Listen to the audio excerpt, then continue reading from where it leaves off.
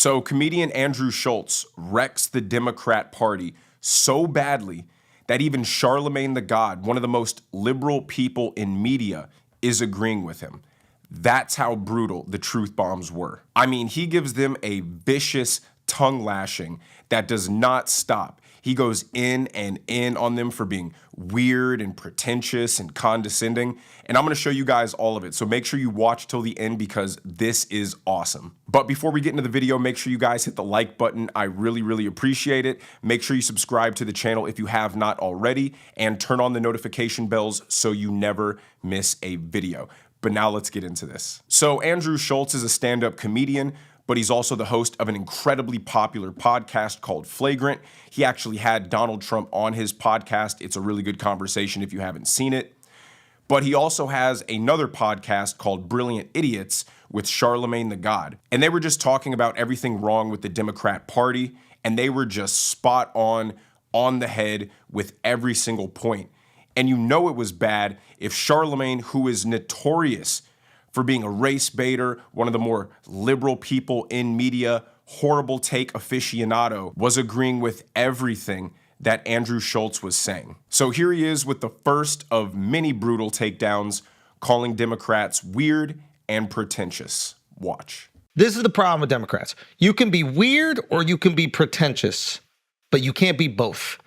And Democrats are weird and pretentious, right? Like a good example, we were talking about this on Flagrant. Remember that stupid haircut I had? If somebody came up to me like, why do you have the haircut? And I was like, what, do you not understand fashion? Do you not understand luxury? What are you, a Nazi? Like, how dare you judge his haircut? People would be like, shut the up, bro. You got a weird haircut. Stop acting like, and that's Democrats. If you disagree with Democrat rhetoric, some of it, not all of it, some of the rhetoric, the extreme rhetoric, the reaction is, what are you, a Nazi? What are you, hateful? What are you, a bigot? And that's why people started to hate all of the DEI, wokeness, political correctness, because every American who just simply had a question was getting insulted and being labeled as a bigot or hateful. Most people are open-minded to new ideas, but it is incumbent upon you to be able to articulate those and convince people through reason and logic why your position is correct.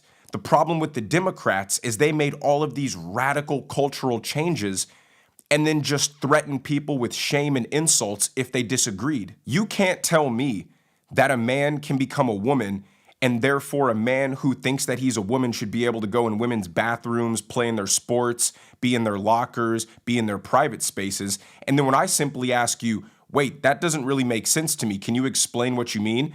Transphobic. And as we see every time we watch The View, they always use an elitist explanation as to why people don't agree with Democrats. It's always, oh, it's the uneducated people who voted for Trump, implying that they're more sophisticated, they're more educated, they're more insightful and enlightened and wise, and we're just too stupid to understand, and therefore we're just hateful. That's the pretentious part that he's talking about. So yeah, he's right. You can't be weird and pretentious and expect people to rally behind you in support.